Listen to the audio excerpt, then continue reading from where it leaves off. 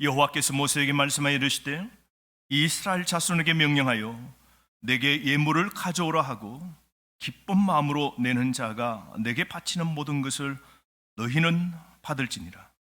너희가 그들에게서 받을 예물은 이러하니 금과 은과 녹과 청색, 자색, 홍색 실과 가는 배실과 염소털과 붉은 물들인 수양의 가죽과 해달의 가죽과 초강목과 동료와 관유에 드는 향료와 분향할 향을 만들 향품과 호마노며 애복과 흉패에 물릴 보석이니라.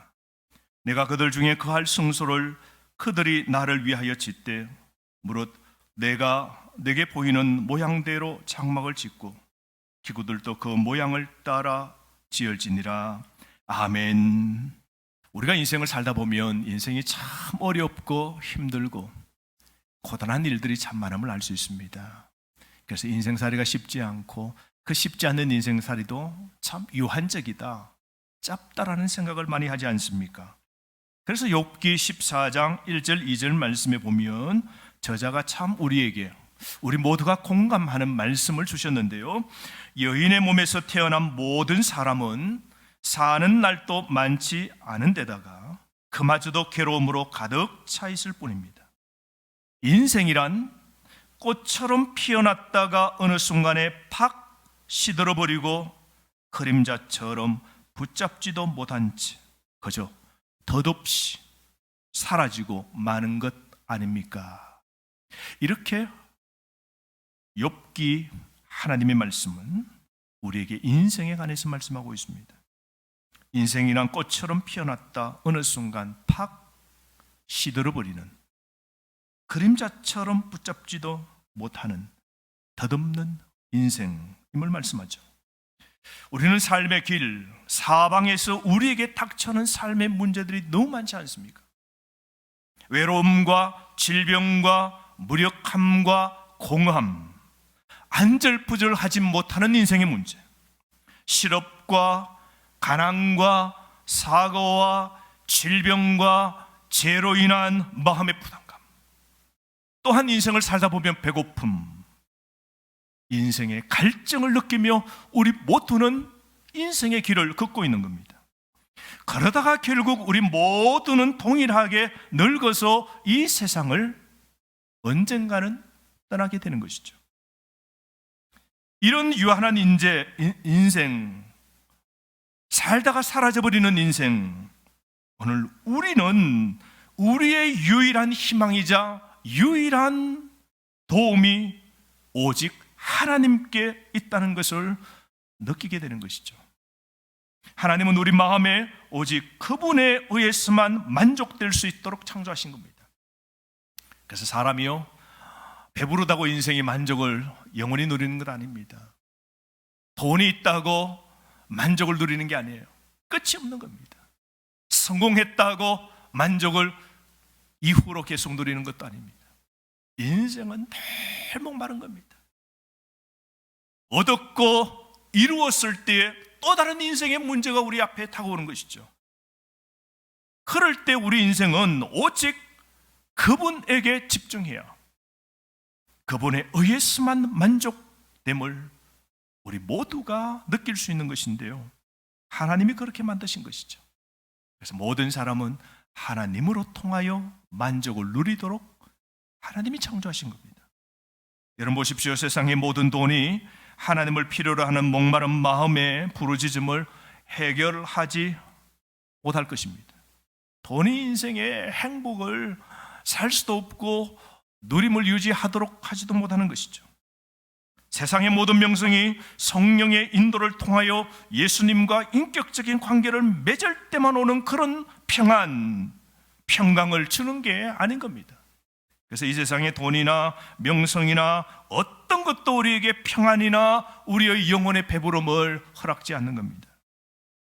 그래서 하나님은 사람에게 하나님이 필요하다는 것을 아십니다. 그래서 하나님은 그의 백성들을 위해 아주 특별한 장소를 마련하셨습니다. 그곳은 하나님이 그분의 백성 가운데 거하실 수 있는 곳입니다. 하나님의 임재가 있는 곳, 하나님의 백성의 예배와 도움을 받을 수 있는 곳, 사람들이 하나님께 경배하고 용서받을 수 있는 곳을 하나님은 아시고 그런 장소를 하나님이 만들기를 원하십니다. 그것은 하나님의 요구와 지시에 따라 하나님을 위해 따로 떼어두거나 거룩하게 하는 아주 특별한 장소였습니다. 그것이 바로 구약에는 성막이고 이후에는 성전이 되고 신약시대는 교회가 되는 겁니다.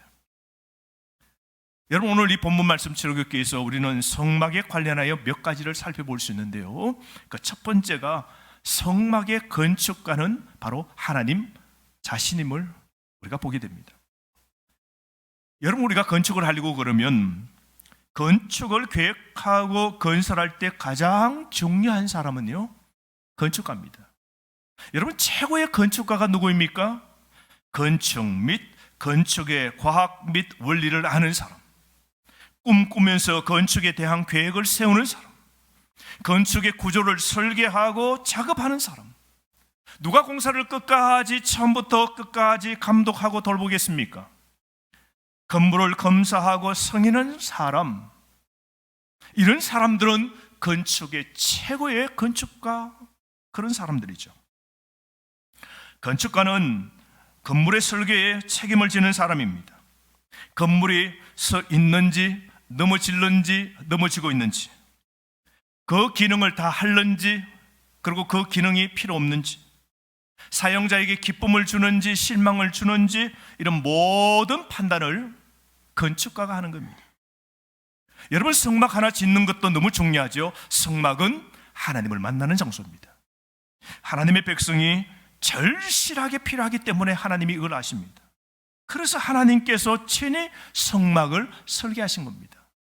그리고 그 성막을 사람에게 설계자로 맡기시지 않고 하나님 자신이, 성막이, 교회가 너무 중요하기 때문에 하나님과 백성이 만나는 곳, 하나님 당신 자신이 임재하시는 곳, 그래서 성막의 설계와 구조를 사람의 손에 맡길 수 없어서 하나님께서 성막의 건축가로 당신 자신이 자원하신 겁니다.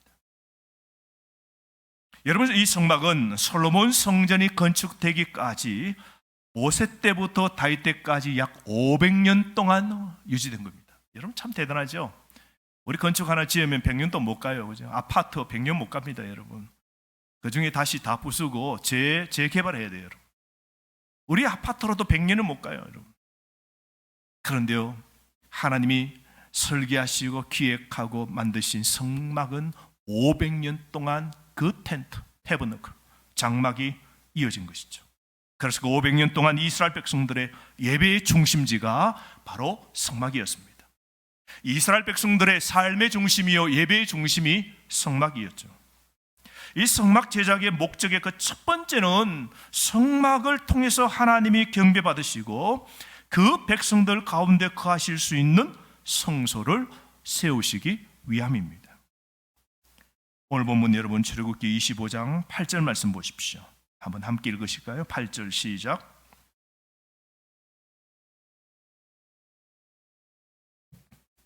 내가 그들 중에 거할 성소를 그들이 나를 위하여 짓되, 하나님께서 그 백성들 중에 거할 성소를 하나님이 짓기를 원하신 겁니다. 여러분, 하나님께서 백성들 가운데 거하시면서 같이 살면서 교제하기를 원하신 것이죠. 여러분, 하나님이 가장 원하시는 게 뭐냐면요, 여러분하고 교제하기를 원하세요. 일주일 동안도 여러분 내 마음대로 사는 것 아니라 하나님은 일주일 동안 그 사이에도 하나님을 자꾸 찾고 하나님께 질문하고 하나님께 구하고 하나님과 상의하는 것, 그걸 하나님이 원하시는 겁니다. 실제로 하나님께서 예수님의 성육신을 통해서 실제적으로 실현하셨지 않습니까? 구약시대는 하나님을 만나기 위해서 성막이라는 그 한 특별한 장소, 그곳에 가야 됐습니다. 그런데 우리 하나님께서 아들 예수 그리스도를 통하여 성막을 주신 원래의 하나님의 뜻은, 하나님이신 예수님께서 우리와 함께 사시기 위하여 하늘을 부르시고 예수님이 인간의 몸, 마리아의 몸을 빌어 인간의 몸으로 성육신하시고 이 땅에 태어나 백성들 가운데 거하신 것이죠. 이게 임마누엘 예수님이십니다. 우리 하나님은 저 높이 계시는 것이 아니라 그 하나님이 간절한 소망과 기대는 택한 당신의 백성들 그 가운데서 함께 살기를 원하시는 겁니다. 교제하기를 원하시는 것이죠. 대화를 나누시기를 원하십니다. 상의하는 자에게 하나님께서 인생의 길을 열어주시고, 인생의 문제를 구하는 자에게 하나님께서 지혜를 주시고, 인생을 설계하시고 인생에 계획하신 그 본래의 뜻을 하나님은 다 알려주시기를 원하시는 겁니다. 그래서 오늘날은 예수님께서 우리 죄를 다 뒤집어 쓰시고, 우리에게는 죄 없도록 만들어 주시고, 예수님은 죄를 다 짊어지시고 그 죄값으로 예수님은 십자가에 죽으셨습니다. 그런데 죽음으로 끝나시지 않고 사흘 만에 예수님은 부활하셨습니다. 그리고 성천하셔서 지금은 하늘 위에 계시죠. 그때 제자들이 너무 당황스러운 거죠. 예수님이 떠나시면 우리는 이제 어떻게 삽니까? 이제 하나님이 안 계시면 우리가 어떻게 삽니까? 그럴 때 예수님이 하신 말씀이 걱정 말라고, 내가 부활하여 성천하여 저 하늘에 가지만 너희와 함께할 성령을 너희에게 주겠다, 하나님이 약속하셨지 않습니까? 그래서 지금은 성령이 우리 속에 내주해 계시는 겁니다. 아멘. 오늘날은 우리 성령의 내주로 우리와 함께 하시는 하나님과 임마누엘 교제를 나눌 수 있는 것이죠. 성막 제작의 또 다른 목적은 약속된 메시아를 바라보도록 하나님의 백성을 깨우치는 것입니다. 요한복음 1장 14절 말씀 여러분 보시면, 말씀이 육신이 되어 우리 가운데 거하심에 우리가 그의 영광을 보니 아버지의 독생자의 영광이요 은혜와 진리가 충만하더라. 여러분, 요한복음 1장에 나오는 이 말씀, 헬라어로 로고스, 이건요 예수님을 나타냅니다. 말씀이신 예수님이 육신이 되어 우리 가운데 거하심에라고 그랬습니다. 여러분, 예수님이 이 땅 위에 우리 가운데 거하다, 이 거하다는 것이 뭐냐면 텐트 치다라는 겁니다. 예수님이 우리와 함께 살기 위해서 저 지극히 높으신 하나님께서 하늘의 그 영광과 하늘을 두시고 낮고 낮은 이 땅에 그 말씀 예수님께서 우리와 더불어 살기 위하여 임금이 궁궐을 버리고 처마상간 백성들이 사는 곳에 그 동네에 살기 위하여 집지로 오신 것처럼 예수님이 우리 가운데 오셨다는 것이죠. 예수님 그 모형이신 성막, 하나님이 설계하신 이 성막이 본래 이런 뜻이 있습니다. 그래서 예수 그리스도는 그의 몸의 장막을 우리 가운데 치시고 2000년 전에 우리 가운데 거하신 것이죠. 지금은 성령님이 우리 속에 오늘 텐트를 치시고 우리 가운데 내주해 계십니다. 아멘. 하나님이 우리와 함께 하시는 겁니다. 아멘. 이게 너무 큰 은혜죠. 내가 어디로 가도 하나님이 내 함께 하십니다. 내 속에 텐트 치신 그 하나님은요, 이 텐트를 긋지 않습니다. 우리는 강원도 가고 바닷가에 가면 좋은 장소에 가서 텐트를 치면 좋다고 하지만 살다 보면 불편해요. 그러면 텐트를 반드시 치고 제 집으로 돌아옵니다. 살기 위하여 우리 속에 들어오신 성령님은 이후로 우리를 결코 떠나시지 않습니다. 이게 은혜죠. 우리가 어디로 가든지 사망의 음침한 골짜기를 걸을지라도 주님이 나와 동행하시는 겁니다. 그러므로 여러분이 그 하시는 모든 일에, 여러분이 하시는 모든 일에서 심지어 그분의 이름이라도 우리의 마음과 삶에 하나님이 그 하실 처소를 여러분은 만들고 계십니까? 여러분이 만나게 누구 집에 초대를 받았다 합시다. 그 집에 갔더니요, 이사를 가고 그 집이 뭐 다 꾸몄다고 이야기를 듣고 초대받고 그 집에 갔어요. 근데 그 집에 가서 봅니다. 보는데 그 집에 그하고 이렇게 둘러보면서 볼 때 그 집에 놀라운 변화들을 보게 됩니다. 옛날에는 안 그랬는데 완전히 인테리어하고 달라졌어요. 그런데 가만히 보니까 내 마음에 페인트 색깔이 마음에 안 들어요. 자재도 별로 마음에 안 들어요. 가구 배치도 집 구조도 마음에 안 들어요. 근데 어떻게 해요?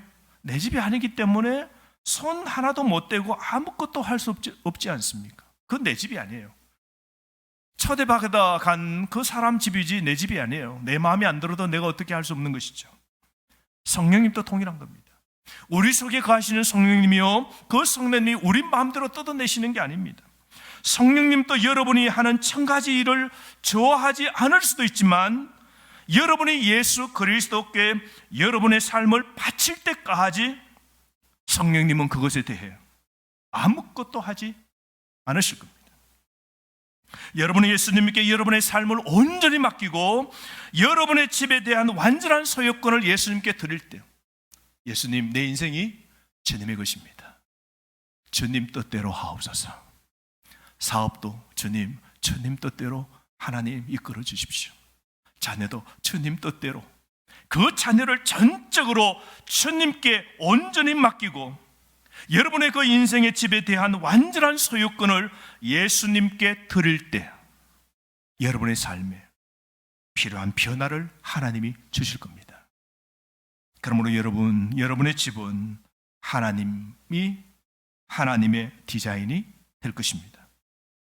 성소는 하나님이 우리와 함께 하신다는 정표입니다. 오직 하나님이 여러분의 임재를 나타내기 위해서는 어떤 건물이 필요할지를 아셨습니다. 하나님은 이스라엘에 당신의 집을 짓는 것을 우연에 맡기실 수 없었고 그렇게 하지도 않으셨습니다. 그것이 완전하게 지어지지 않는다면 하나님은 그 안에 거하실 수 없는 것이죠. 그래서 하나님께서 이 중요한 일을 하나님 자신이 직접 하신 겁니다. 오늘 1절 말씀 보십시오. 우리 하나님께서 모세에게 말씀하여 성막 건축에 대해 말씀하신 것이죠. 그래서 성막의 그 건축은 하나님께서 모세에게 다 말씀하신 겁니다. 성막과 성전과 교회는 하나님의 작품입니다. 하나님이 하시는 겁니다. 오늘 두 번째 이 말씀을 통하여 볼 수 있는 것은, 그런데 성막 짓는 그 재료는 백성들이 공급했습니다. 성막 자재의 공급자는 바로 사람이었습니다. 모세는 백성에게 예물을 받고 백성은 자원하고 후하게 바쳐야 했습니다. 그게 2절 말씀입니다. 여러분, 오늘 본문 2절 말씀 우리 다 함께 한번 읽어보실까요? 시작. 이스라엘 자손에게 명령하여 내게 예물을 가져오라고 기쁜 마음으로 내는 자가 내게 바치는 모든 것을 너희는 받을지니라. 여러분, 이스라엘 사람들에게 명령을 내려서 나에게 예물을 가져오게 하여라. 예물을 가져올 때 즐거운 마음으로 바치는 사람의 예물만 받아들여라. 이게 하나님의 명령입니다. 하나님께서 뭐라 그래요? 즐거운 마음으로 바치는 사람의 예물만 받아들여라. 하나님은 성막을 지을 때 어떻게 짓기를 원하시냐면요, 즐겁게 내는 사람들의 마음이 담긴 그런 성막을 짓기를 원하신다는 거죠. 하나님은 뭐를 짓기를 원하세요? 백성들의 마음으로 짓기를 원하신다는 겁니다. 그 마음이 인색의 마음이 아니고 즐거이 하는 마음, 즐거이 자원해서 드리는 그 마음으로 성전을 짓기를 원하신 겁니다. 근데 여러분, 이스라엘 백성들 가만히 생각해 보십시오. 지금 애굽에서 구원받고 한 달 반 만에 시내산에 왔습니다. 이 시내산에서 하나님 음성을 듣는데요, 한 달 반 전만 하더라도 이스라엘 백성들은 애굽의 노예였습니다. 하루 종일 일해도 일당도 못 받습니다. 400년간 살았습니다. 입에 겨우 풀칠하고 삽니다. 이스라엘 백성들은 애굽에 있는 동안 이 세상에 재물이 거의 없었던 겁니다. 그런데 그들이 애굽을 떠날 때 애굽 사람들은 애굽의 모든 재물을 그들에게 고별 선물로 다 준 것이죠. 하나님께서 마지막 죽음의 재앙을 내리시니까 첫 번째 장자가 죽고 첫 번째 짐승들이 막 죽습니다. 그래서 너무 겁이 나는 것이죠. 이집트인들은 이스라엘 종들을 없애고자 필사적이었던 그들이 마지막 하나님의 그 죽음의 재앙, 그 심판 앞에 교만이 꺾이면서 이스라엘 백성들에게 은과 금을 주면서 어서 속히 나가라고, 당신들이 더 있다가는 우리가 완전히 망하겠노라고 재물을 주면서 속히 떠나도록 하나님이 애굽 사람들의 그 강팍한 마음을 박살내셨지 않습니까? 그래서 이스라엘 백성들은 그저 풍성한 재물, 애굽 사람들이 주는 대로 서로 담아서 그렇게 출급하게 된 것이죠. 그래서 가만히 생각해 보면 이스라엘 백성들이 재물을 넉넉하게 가진 것은 다 누구의 덕분입니까? 하나님의 덕분입니다. 이스라엘 백성들은 금과 은과 소유물을 가지고 있었습니다. 왜냐하면 하나님께서 이집트인들에게 부를 주시도록 하나님께서 다 감동시키신 것이죠. 그래서 출애굽 한 달 반 만에 시내산에 도착한 그들, 애굽 사람들이 주는 모든 폐물을 다 가지고 있는 이 이스라엘 백성들에게 하나님은 그들이 받을 것의 많은 부분을 나를 위해 돌려달라고 하나님께서 그들에게 요구하시는 겁니다. 하나님은 이스라엘 백성들이 손에 쥐고 있던 재물을 기꺼이 하나님께 드리기를 원하신 겁니다. 여러분, 그 모든 재물 다 누가 주신 겁니까? 하나님이 주셨습니다. 한 달 반 만에 이제 성막 하나님의 설계도 디자인대로 지으실 때 하나님께서 이스라엘 백성들에게 요구하는 것은 그거 다 내 것이니까 이제는 나에게 돌려달라. 그런데 한 가지, 절거히 자원하는 마음. 내가 애굽에서 들고 나온 이 모든 재물은 다 하나님의 것입니다 라고 인정하는 사람, 믿음으로 하나님 말씀에 순종하여 절거히 자원하여 드리는 그 예물들을 하나님이 받기를 원하신 겁니다. 여러분, 우리는 궁극적으로 내가 가진 모든 것이 하나님께 속해 있음을 잊어서는 안 됩니다. 우리가 가진 모든 것, 내 생명, 내 건강, 내 물질, 내 가정의 내 자녀들, 모든 것이 다 하나님께로부터 온 것입니다. 고백하시면 아멘. 우리는 지금 누리는 모든 것이 다 하나님의 것입니다. 하나님으로부터 빌려온 것입니다. 시편 50편 10절부터 12절 말씀에 보면 하나님께서 이렇게 말씀하셨죠. 너희 집에 있는 수소나 너희 가축 우리에 있는 숫염소가 내게는 필요 없다. 숲속의 뭇짐승이 다 나의 것이요 수많은 산짐승이 다 나의 것이요 수많은 산짐승이 모두 나의 것이 아니더냐. 산에 있는 저 모든 새도 내가 다 알고 있고 들에서 움직이는 저 모든 생물도 다 내 품 안에 있다. 하나님 말씀하셨습니다. 그러므로 하나님이 이 세상에 뛰어노는 모든 짐승도, 이 세상에 있는 모든 피조물은 다 하나님의 것이라고 하나님 자신이 주인임을 말씀하고 계시죠. 학개 2장 8절 말씀에 하나님 말씀하십니다. 온 세상의 모든 보화는 다 나의 것이니 은도 나의 것이요 금도 나의 것이다. 하나님 말씀하셨죠. 피조물에는 하나님이 원하시는 것이 한 가지 있는데요, 그것은 하늘의 모든 부여와 그가 창조하신 모든 것의 가치보다 더 귀한 것이 있는데, 세상의 금, 은, 물질보다 더 가치로운 것이 있는데 그것은 바로 우리의 마음입니다. 하나님은 여러분 금, 은을 가치 있게 여기시는 것이 아니라 자원하여 절거히 드리는 우리의 마음을 가치롭게 여기신다는 것이죠. 우리가 하나님께 드릴 수 있는 가장 위대한 것은 하나님께 온전히 복종하는 마음입니다. 그러므로 여러분 성막을 지을 때 하나님께서는 사람이 자원하는 마음으로 하나님에게 되돌려 주기를 요청하시는 것. 그는 사람들을 강요하시지 않습니다. 우리 하나님은 억지로 우리에게 강요하시지 않습니다. 하나님은 이스라엘 백성들에게 모든 금과 은을 하나님께 바치도록 명령하고 요구하고 강제할 수 있으시지만, 물질을 가치 있게 만드는 것은 그 물질이 아니라 그것을 바치는 자의 태도인 것입니다. 하나님은 우리의 태도, 우리의 마음을 가장 중요하게 여기시는 것이죠. 그래서 금, 은, 돈과 재료를 모아서 성막을 짓고 모든 것이 완벽하게 갖출 수 있지만, 백성의 마음이 하나님께 즐거운 마음으로 바쳐지지 않는 건물이 여러분 무슨 소용이 있겠습니까?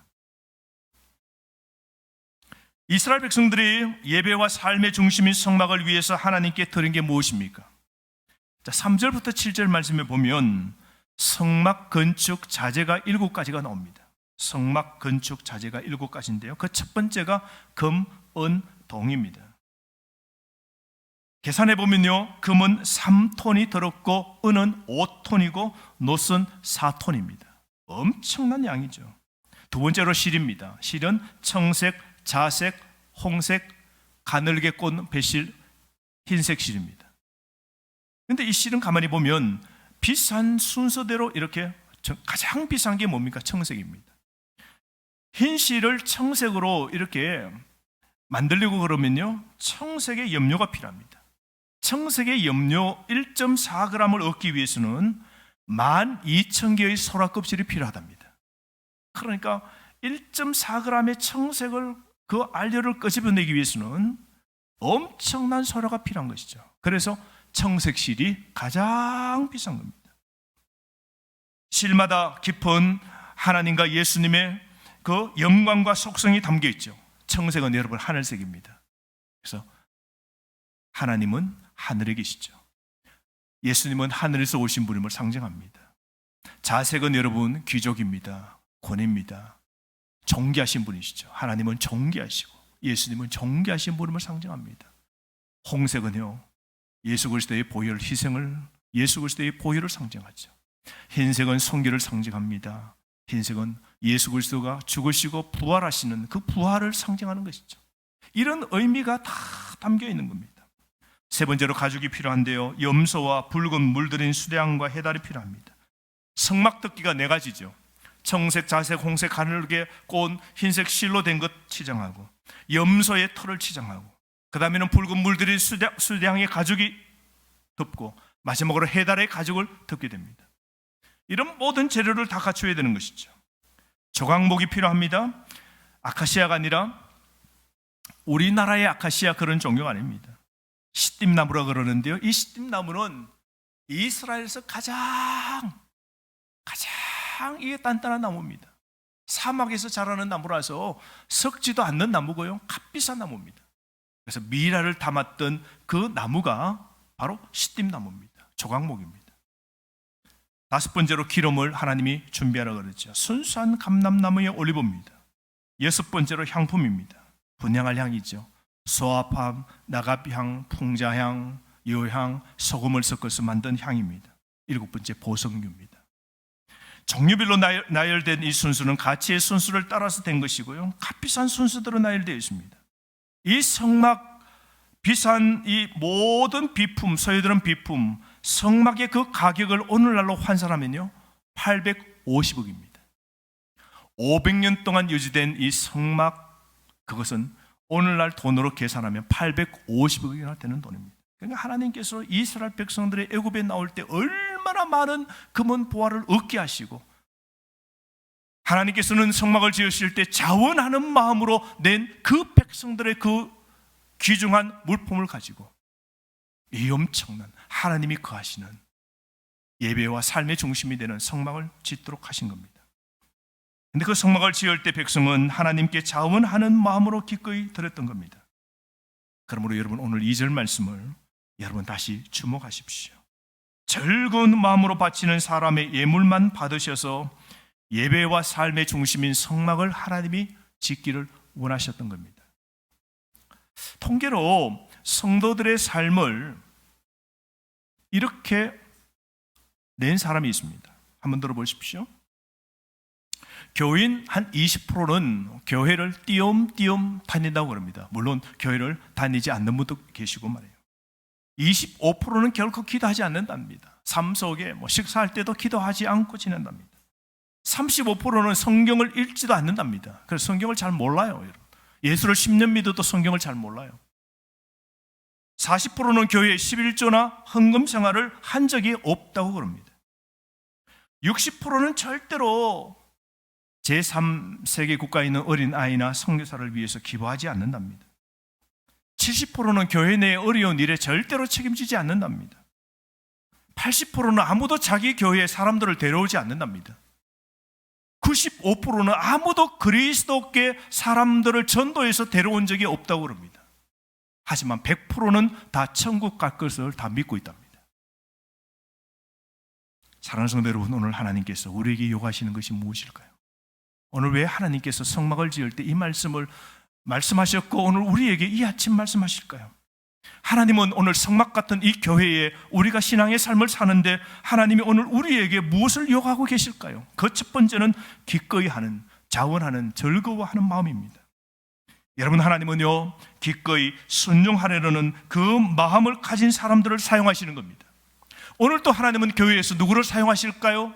누구를 하나님이 기뻐하시고 하나님은 당신과 더불어 협력하여 파트너로 하나님의 나라의 일을 이루어 가기를 원하실까요? 그것은 하나님께 내 자신을 기꺼이 순종하려는 마음을 가진 사람들을 하나님은 오늘 또 사용하기를 원하시는 겁니다.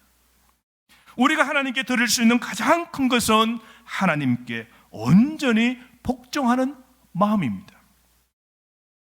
고린도후서 8장 12절 말씀, 여러분이 갖고 있지 않는 것을 바치라는 것이 아닙니다.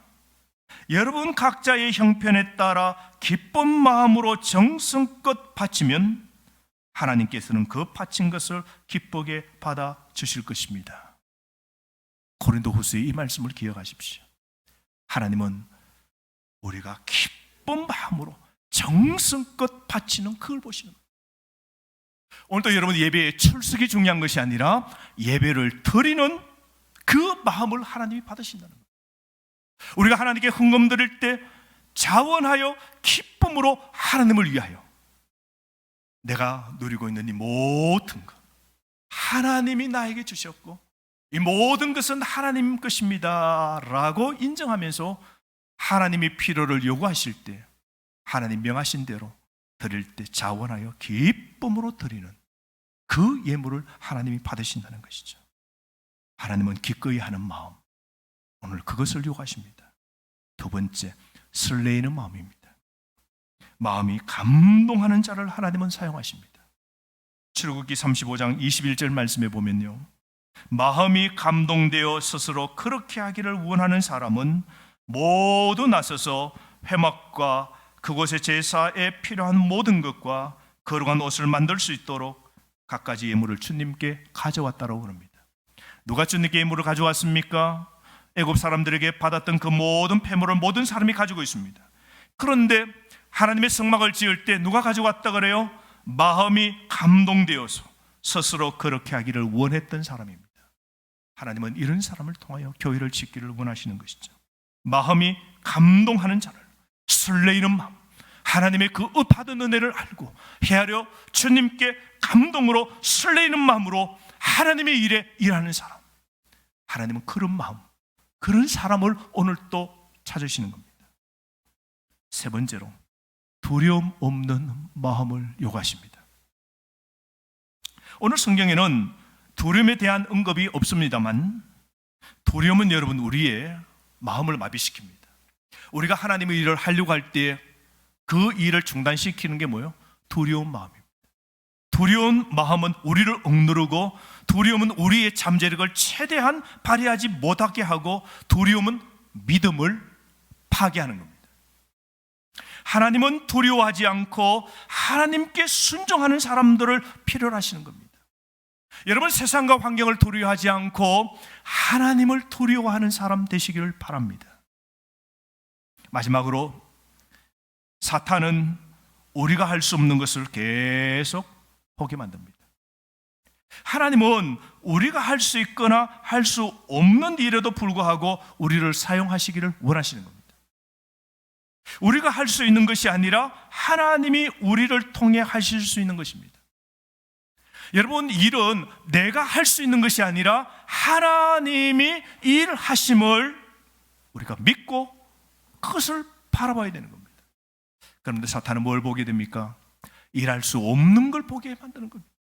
할 수 없는 것을 더 보게 만드는 것이 사탄인 겁니다. 그러므로 여러분, 하나님은 우리가 할 수 있거나 할 수 없는 일에도 불구하고 우리를 사용하십니다. 하나님은 우리를 통해 하실 수 있는 것입니다. 하나님은 이런 마음으로 준비된 자를 오늘 또 찾고 계시는 겁니다. 여러분, 오늘도 하나님은 여전히 하나님의 교회를 세우고 계시고 저와 여러분을 사용하시기를 원하십니다. 교회는 여러분 우리의 예배와 삶의 중심입니다. 교회를 설계하신 하나님을 기쁘시게 해드리는 삶을 살아가기를 원합니다. 그래서 여러분, 오늘부터 하나님 중심, 말씀 중심, 교회 중심의 신앙의 삶을 사는 저와 여러분 되기를 바랍니다. 그러므로 오늘 구약의 이스라엘 백성들이 성막을 지을 때 전심을 다하여서 하나님께 그 삶의 전부를 자원하여 기쁨으로 드렸고, 그 명하신 대로, 하나님께서 명하신 대로 성막의 모든 일들을 이룬 그런 백성들처럼 복받는 사람, 복 있는 사람, 훗날 천국 그 주님 앞에 서서 잘했다 칭찬받는 그런 믿음에 순종하는 사람 되시기를 주의 이름으로 축복합니다.